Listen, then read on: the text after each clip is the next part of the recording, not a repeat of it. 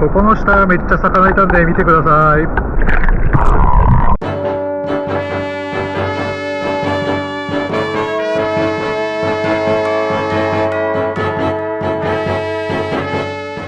相手はマダガスカルアンタナナリボ発モーリシャス行きのエアモーリシャス乗り込んでいきます。改めましてアンタナナリボ発モーリシャス行きのエアモーリシャスの機内です。シート配置が 2×4×2 シートピッチがねめちゃくちゃ広いんだけど、で機内エンターテインメントありです。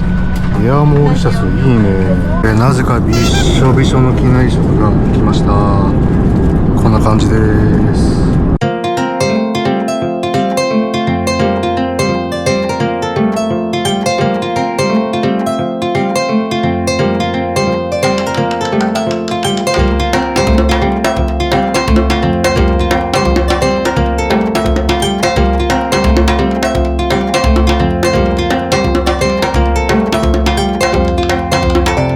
モーリシャスに着きました。予定より20分ぐらい早く着いた。素晴らしい。エアモーリシャス最高。入国とかしたらちょっとバタバタしちゃうと思うので、先に言っとくとですね、今日から泊まる宿にまた送迎をお願いしてます。最近送迎してもらうことが多くて、送迎してもらうのってもう正直何も考えずに連れてってもらえるからつまんなくて好きじゃないんですけど、だからちょっとクレカ決済できるっていうので、相変わらず現金をあまり使えない身なのでクレカ決済できるのを優先させてください。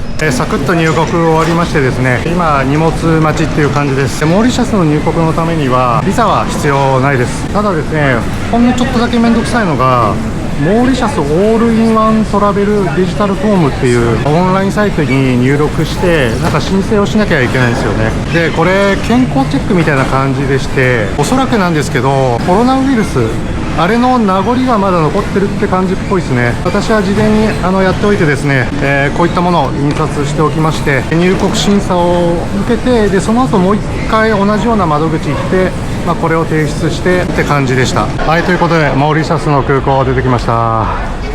結構ムシムシしてる気候ですね。制限エリアの外に出てきたら、私の名前の紙を持った兄ちゃんがいてくれたので問題なく合流できました。ということでトヨタの車でホテルまで連れてってもらいます。車で15分ぐらいで着きました。こちらなんですけど多分暗くて見えないですね。ブルーベリルゲストハウスというところです。チェックインしようと思います。チェックインしましたがかなり良さそうですよ。ここに作業しやすそうなデスクがあります。で、大きいベッドとちっちゃいベッド。3人ぐらいで泊まれそうな部屋ですね。で、エアコンもちろんあって、冷蔵庫。で、これ、テレビですね。で、セーフティーボックスとクローゼット、ここですね。ここは、布団だけ入ってる棚ですね。荷物を置くことはできますね。で、あと、水回りです。で、ドライヤーまである。で、洗面所、ハンドソープと、シャワージェルシャンプーあるじゃん。素晴らしい。で、トイレも清潔そうですね。で、シャワー仕切りがあるタイプっていうのがめちゃくちゃ嬉しい。いや、もう完璧じゃないですか。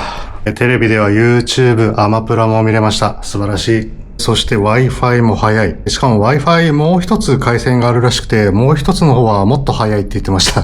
素晴らしいですね。それでですね、こちらのブルーベリルゲストハウスなんですけども、2泊します。で2泊朝食付きで126ユーロでした。で今現在1ユーロ 172.33 円。たっけーな。で、場所なんですけど、モーリシャスっていうこんな感じの島なんですけど、メインの島がね。で、これの南東って言えばいいかな。南東の場所にあります。ブルーベイっていう、ベイですね。湾ですね。そこの海沿いになりますね。ほんとすぐそこが、こっちか。すぐそこが海です。っていう立地で、空港からめちゃくちゃ近いところになりますね。空港がこれで、今いるのがここって感じですね。なので空港から近いブルーベイっていうところ沿いの宿、ゲストハウスっていう感じになります。モーリシャスの首都はポートルイスっていうところになります。今私がいる南東側から見ると正反対ぐらいですかね。北西側ぐらいにあるんですけど、ポートルイスっていうところになります。モーリシャスの通貨はモーリシャスルピーと言います。略してルピーっていう風にこれから呼ぶと思いますが、モーリシャスルピーというものになりまして、今現在の1モーリシャスルピーは3.26 円です。3.25 で計算しましょうか。すいません。26だとちょっとめんどくさいんで、3.25 で計算させていただきます。それで、モーリシャスの気温なんですけど、今、実はめちゃくちゃ湿気あるんですよ。今、22度。22度だけど、体感温度25度になってる。最低21度、最高25度。湿度 84% って出てますね。やっぱすげえんだ。もうめちゃくちゃ蒸してます。このモーリシャスは、マダガスカルより1時間進みました。時差が1時間です。で、日本との時差がなんと5時間しかないですね。結構東に来た感じです。で、このブルーベイっていうところは、海が綺麗らしいということで、ちょっと泊まってみようかなと思ったんですけども、私もまだ見てないので、明日楽しみですね。で、今日はもう夜9時前なので、シャワー浴びるのと、あと洗濯したいんですよね。なので、もうそれだけして、今日は寝ようと思います。それではおやすみなさい。おはようございます。ホテルの朝食をいただきます。パンとフルーツ類がありますね。あとシリアルもありますね。あとオレンジジュースとコーヒー。はい、とりあえずこんな感じの朝食です。後でフルーツもいただきますが、卵は別でオーダー制でスクランブルエッグにしました。さっき席を離れてる間にその辺にいるスズメにちょっと食われたっぽいけど気にせずいただこうと思います。改めておはようございます。7月17日木曜日10時14分でございます。まだ水着には着替えてないんですけど、とりあえずちょっと海見に行きましょうか。ここが私の部屋なんですけども、この裏にすぐビーチ、海がありますね。はい、海です。いや、綺麗だな。この辺、ビーチもあるけど、岩もあるんだけど、海めちゃくちゃ綺麗ですよ、やっぱこれ。今気温23度ぐらいで涼しいんですけど、でももうシュノーケル楽しんでる人いますね。いや、これ海めちゃくちゃ綺麗だよ。ちょっと近くまで行ってみようか。はい、近くまで来ました。めっちゃ綺麗。ちょっと入ってみます。あ、水温思ったよりあったかいわ。もっと水冷たいかなと思ったんですけど、この時期。あ、これなら入れるかもしれない。いや、綺麗だな。綺麗でしょ。いや、ちょっと岩があるけどね、でもめちゃくちゃ水は綺麗です。ちょっと向こうの方にも歩いていこうと思います。で、今泊まってる宿、2泊しかしないんですけども、中日の今日はですね、もともと、この辺のビーチでのんびりしようかなと、何もせずにのんびりしようかなと思っています。今、まだ時間10時過ぎなんで、昼になったら多分もうちょっと暖かくなると思うので、その頃入れればいいかなと思ってます。この辺、岩が多いんですけど、私の予想では、こっち側に行くと、もうちょっと岩が減るんじゃないかなと思うんですよね。なので、ちょっとこっちに向かっております。ここが湾になっているので、正式にブルーベイって言ったらこのことになるんだと思います。私のホテルもすぐそこなんですけどね。で、向こう側に人入ってますね。ちょっと行ってみましょうか。この辺 V があるので、この辺が遊泳エリアっていう感じみたいですね。向こうの方では泳いで遊んでる子供たちが多いですね。水は綺麗で、うわ、めっちゃあったかい水温。さっきのところより全然あったかい。なんだこりゃ。多分水温25度ぐらいあるんじゃないの？めちゃくちゃあったかいです。向こうは黒い石、岩がゴロゴロあったけど、人がたくさん泳いでるこの辺は岩はないですね。ただ貝殻みたいなのとかあるから、裸足だとちょっと痛いところはあるかもしんないね。でも海、水はやっぱめちゃくちゃ綺麗。とんでもない透明度だと思う。ちょっと今太陽が雲に隠れちゃったから映像だと分かりづらいと思うんですけど、もう透明度すごいですよこれ。一旦宿に帰ってサングラスを取ってきました。で、ちょっと街歩きもしてみようと思います。って言ってもこの辺めちゃくちゃ街としてはちっちゃいみたいなんですよね。なのでチラッとだけ。ホテル出て右側は何もなさそうかな。なんか道しかないですね。ちょっと歩いてみましょう。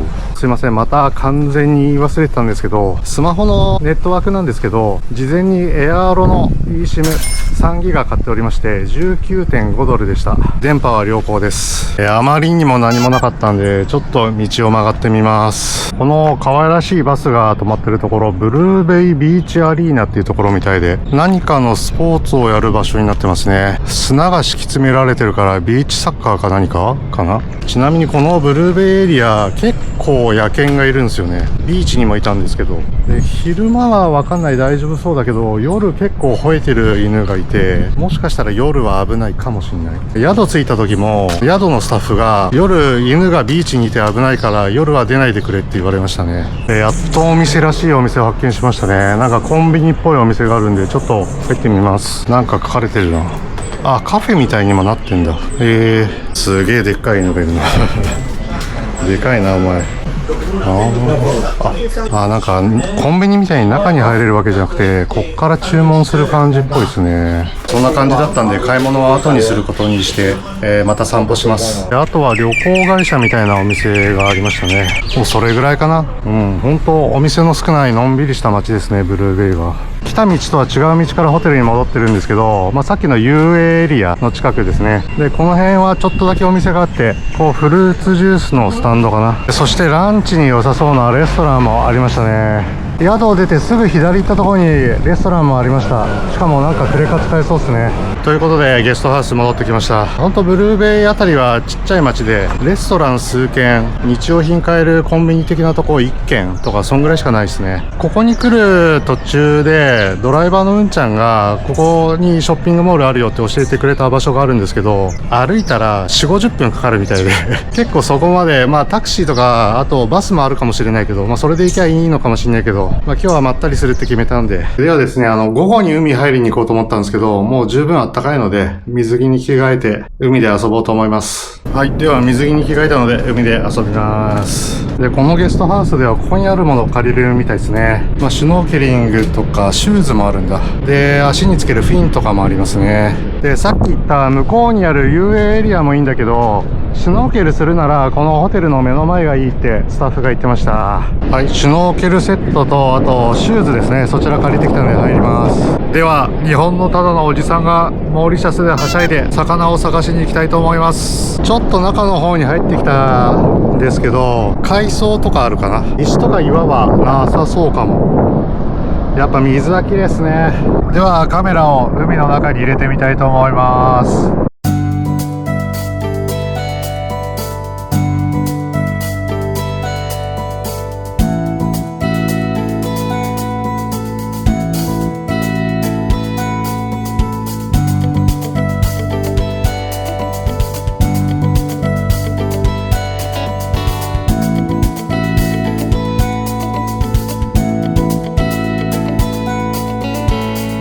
数は少ないけど魚いましたね。でも思ったよりはいないかな。そんなにいないですね。ちなみに波は向こうはちょっと波見えるけど、この辺は全く波ありません。気持ちいい。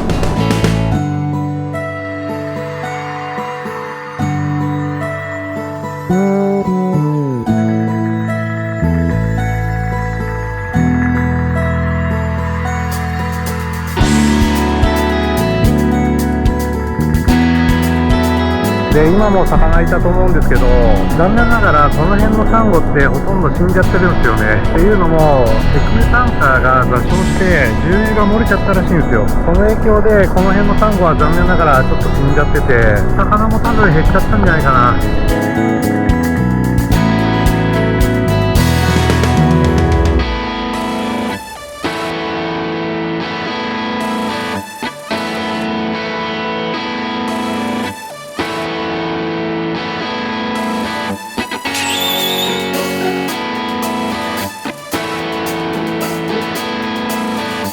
ここの下めっちゃ魚いたんで見てください。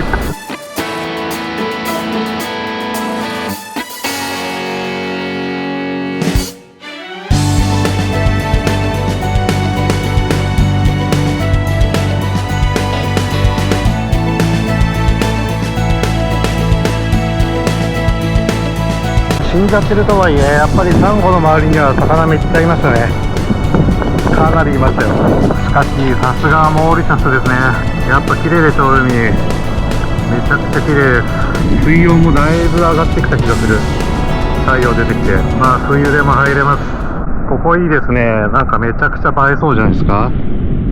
いい感じです。で、あそこちょっと島みたいになってるところがあるので、ちょっと行ってみようと思います。最初どうやって登るのかなと思ったんですけど、裏側行ったら階段がありました。はい、やってきました。ここもともとは何かの場所だったんですかね。今は特に何にも使われてなさそうですが、やはりこっから見る海、いいですね。あっちがブルーベイ方向ですね。いや、綺麗です。モーリシャスの海いいじゃんって思ってくれた方、チャンネル登録、高評価よろしくお願いします。湾の方にあった遊泳エリアの方に行こうと思います。はい、ブルーベイの遊泳エリアにやってきました。いやー、湾になってるから全然波ないですね。ではこちら入水してきます。いやー綺麗やなー。こっちのブルーベイの遊泳エリアはやっぱ遊ぶならこっちの方がいいですね。ただ魚が見たければ、やっぱさっきの死んじゃってるサンゴがあるところの方がいますね。まあさっきの場所から近いんで当たり前ですけど、まあこっちも当然めちゃくちゃ透明度は高いです。綺麗ですね。魚はほとんどいないと思うけど、また水中にカメラ入れてみようと思います。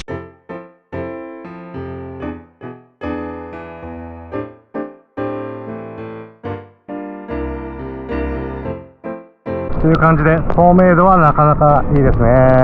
ではですね、ちょっとすいません、撮影をやめさせていただいて、おじさん一人で海で遊ぼうと思います。ということで遊び疲れたので宿に戻ってきました。時間は5時46分になりました。今までシャワー浴びて動画編集作業をしておりました。まあいつものことなんですけど、ランチ食ってなくてめちゃくちゃ腹減りました。ということで夜飯食いに行きます。宿を出て何もなかった右側を進んでおります。歩いて10分ぐらいでお目当てのお店があるはずです。はい、着きました。お目当てのお店、こちらザ・バンブーレストラン&バーというところです。6時開店でしたが6時6分になってお店に入れました。まずこちらがお酒のメニューで、ハイネケン以外はローカルビールということで、ブルーマーリンのドラフトビール頼みました。フードメニューはこんな感じですね。で、裏面にピザメニューがこれだけあります。料理はオクトパスサラダとモーリシャン料理の中からバニラチキンっていうものを頼んでみました。ということで早速ブルーマーリンというドラフトビール来ましたのでいただきます。結構麦の味がしっかり感じられますね。結構苦めなビールですね。うまいです。早速タコのサラダが来たんですけど、この大きい皿のここだけってなんか意味あるのかな。いただきます。タコですね。さすがに海沿いだけあってタコはうまい。結構香草の香りが漂う系で、味付けはシンプルですね。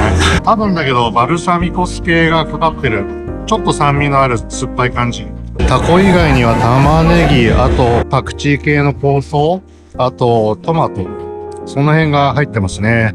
はい、バニラチキンが来ました。サラダとポテト付きで、これがバニラチキンですね。どんな味なのかめっちゃ気になる。いただきます。もうね、香りがもうバニラ、甘い匂いがします。いただきます。確かにバニラの風味はするけど、思ったより全然ほんのちょっとしか影響しない。香りはあるけど味はそんなに影響しないかな。ほんのりバニラの匂いが漂う普通のチキンって感じ。ポテトとサラダはまあ普通ですね。さっきも話したんですけど、このバニラチキンがメニューの中でモーリシャス料理のカテゴリーの中にあったんですよね。だからこれモーリシャスで食べられてる料理なのかな。バニラチキンっていう発想悪くないと思います。ごちそうさまでした。お会計1105ルピーでした。で、クレカ払いできました。いやー美味しかった。バニラチキン悪くないと思います。いやもうこの辺なんか街灯がめちゃくちゃなくて暗いけど真っ暗な中ホテル帰ろうと思います。はい、なんとかゲストハウスまで帰ってこれました。徒歩10分の距離で街灯がマジで3本ぐらいしかなかった。暗かった。マジで野犬がいなくてよかった。今日は残り時間は動画編集をして寝たいと思います。で、それでですね、言っていたようにここ2泊だけなので明日チェックアウトをすることになります。その後どうするかっていうのをちょっとお話ししようと思うんですけれども、ここチェックアウトしてですね、ここに来た時空港から送迎してもらったタクシーの兄ちゃんが来てくれる予定になっていましてですね、でその車に乗って空港へ行く予定です。空港行って出国するのかっていうと、さすがにたった2泊で出国をするわけではなくてですね、明日空港へ行ってレンタカーを借りる予定です。っていうのもモーリシャス行ってみたいなと思う場所がめちゃくちゃありすぎて、タクシーは高いですし、バスは結構走ってるらしいんですけど、もうとにかく行ってみたい場所がいろんなところに散りばまれすぎてて、バス移動もちょっとしんどいのかなと思ったので、レンタカー高いんですけど当然借りることにします。なので明日9時に迎えの兄ちゃん、タクシーの兄ちゃんが来る予定なので、9時に車乗って空港着いてレンタカーで次の場所へ向かうっていう予予定にしております。なので明日から車があるので、アクティブにというかいろんなところに行けそうかなと思っております。明日以降も交互期待ということでよろしくお願いします。ではそれではおやすみなさい。おはようございます。今日も宿の朝食をいただいております。改めておはようございます。7月18日金曜日8時28分になります。昨日お話しした通り、この宿は今日でチェックアウトしますので、ホテルの評価をします。星5つ中4つでお願いします。まずいい点としては、もう部屋の中、設備が整ってますね。水回りにちょっとちっちゃい虫がいるんですけど、全体的には清潔感ありますし、Wi-Fi も強い。これだけ Wi-Fi が強い宿は久しぶりですね。悪い点としては、昨日ルームクリーニングあったんですけど、シャンプーとボディーソープの追加がなかったっていうのがちょっとあれって感じでしたね。全然裁縫はありなんですけど、4つぐらいが妥当かなって感じだと思います。で、この後、ラッピングをしてチェックアウトしまして、空港へ向かってレンタカーを借りに行きます。ちなみになんですけど、今回の旅の準備をするときは、レンタカーを借りるつもりは一切なかったんですよ、正直。で、なので、このカメラを車のフロントガラスに貼り付けて撮影するみたいな機材を今回持ってこなかったんですよね。アメリカのマイアミの時は持ってってフロントガラスにつけて、車からの景色とか綺麗に撮れてたと思うんですけど、なのでちょっと車の中からの映像は少ないか、もしくは、そんなに綺麗じゃないというか、揺れたりするかもしれないんですけど、ご了承いただければ助かります。今、車に乗り込みましたが、完全に忘れられてましたね。WhatsApp で電話してやっと来てくれたんですけど、空港から来た時が900なんですけど、今回800かな。で、空港着きました。今からレンタカーの手続きをします。はい、車の中に入りました。スズキのなんちゃら、または同等車種だったんですけど、全然スズキではなかったですね。海外で参考機種に当たった試しがないですね。で、しかもディスプレイすらないっていう。カーナビは当然ないだろうと思ったけど、ディスプレイぐらいあると思ったな。アメリカみたいに Google マップつなげてって思ってたけど、こりゃきついな。では、空港から出て、最初の目的地に向かおうと思います。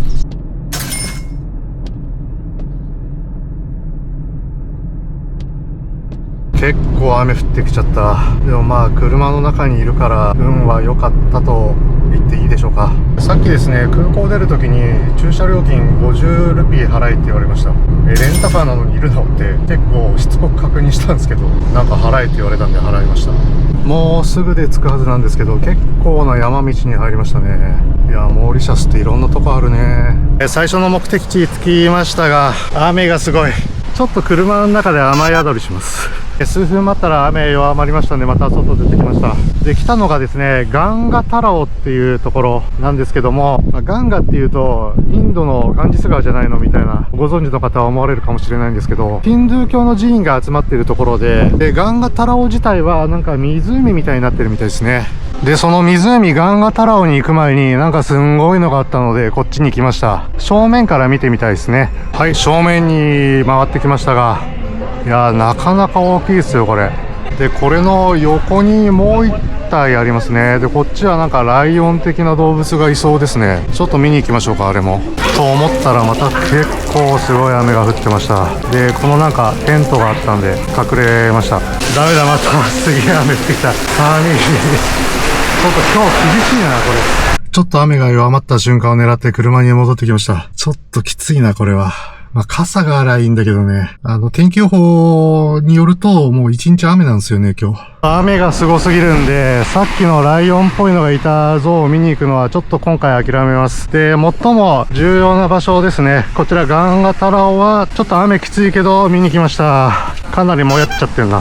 で、このガンガタラオっていう湖なんですけども、なんとインドのガンジス川から水を持ってきてここに入れたらしいです。もちろんこの湖の水全部じゃないんですけど、なのでヒンドゥー教の方にとっては、こう湖なんですけどガンジス川と同じように聖地として崇めている場所だそうです。インドのガンジス川の水が流れているガンガタラオ湖になります。モーリシャスにおけるヒンドゥー教の聖地ですね。とりあえずこのガンガタラオは見に来たかったんで、天気持ってくれて、持ってくれてないんだけど見に来れてよかったです。ガンガタラオ周辺にはこのようなヒンドゥー教寺院が乱立してますね。はい、では次の目的地へ向かいます。次の目的地へもこういう山道が結構続いてます。結構道が細いからちっちゃい車にしてよかった。今かなりのくねくねの山道を進んでおります。で、たまに悪路もありました。ちょっと想定してなかったんですけど、ここでチケットを買う必要があるみたいですね。さっき想定外だったって言ってたところで、入場料650ルピー、払ってきました。クレカ払いできましたね。で、さっきのところが何の入場口だったのかというとですね、チャマレル滝っていう滝と、チャマレルセブンカラーズアースジオパークっていう、モリシャスでも結構有名な観光地2つを見れる入場口となっておりました。今車止めてからちょっと歩いただけでもう滝が見えましたね。おー、綺麗。はい、これですね、チャマレル滝。結構高低差はありそうですね、下まで見えないけど。これがモリシャスでも有名なチャマレル滝になります。まあ正直言うともうちょっと近くで見たいところではあるんですけど、まあまあしゃあないですね。で、こっから階段登れるみたいなんで、登ったらちょっとまた見た目変わるんですかね。ちょっと行ってみましょう。階段登って一番上まで来ましたね。どんな感じかな。ああ、なるほど。なるほど、こっからの方が下まで見えますね。はい、階段登った先からはこんな感じの景色です。いやー、なかなかいいんじゃないですかね。水しぶきまでは飛んでこないですけどね、この位置だと。見た目綺麗で結構好きですよ。滝から結構離れているんですけど、ビューポイントが。だから迫力って感じではないけど、でも綺麗な滝ですよね。来てよかったです。はい。ではまたですね、車でセブンカラードアースの方行ってみたいと思います。車で3分ぐらいっぽいですね。着きました。結構駐車場が満帆で、ちょっと危なかったです。あんまり大きくない駐車場2周ぐらいぐるぐるしてたら空いたんで助かりました。もしかしてこれですかね、セブンカラーズデューンとか、セブンカラーズアースって。近づいてみましょう。ちょっと近くまで来ましたが、セブンカラーズですか。いや、わかりますよ。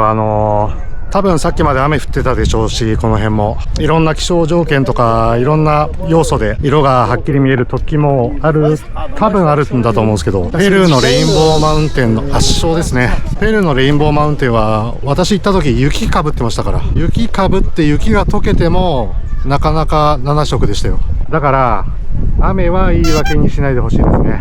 まあ、とはいえ、太陽の光に照らされたら、上の方とかは、まあ確かに数色はある感じはしますね。どうやら終着地に来たようですね。で、ここからがおそらく、セブンカラーズデューン、セブンカラーズアースの見晴らしがいいということで、確かに見晴らし良かった。まあ、7色はなさそうだけど、悪くないと思います。ほぼ赤茶系ですか。なかなかいいと思います。セブンカラーズは言い過ぎな気もしますが、まあ赤茶系、同色系でまとまってて、これがファッションならおしゃれじゃんって言われそうですね。このセブンカラーズデューンアースは、ペルーのレインボーマウンテンと同じように、もう自然にできたらしいですね。土壌に含まれる鉱物の関係で鮮やかな色合いになっているそうです。何やら、この先に、ニューボードウォークがカミングスーンらしいです。できたら楽しそうですね。で、セブンカラーズデューン以外にも、そっちに亀がいたり、これなんだろう。あ、ちっちゃい亀か。子供の亀がいますね。見えるかな。あっちの方にちっちゃい亀がいます。で、こっちが大人の亀って感じですかね。なかなかでっかい亀。まあ、この大きさだとやっぱゾウガメになるんですかね。まあ、ザンジバルでもっととんでもない数のゾウガメ見たから、正直私は感動としては少ないけど、でもまあ、大きい亀がいますよと。はい、車に戻ってきました。次の目的地へ向かいます。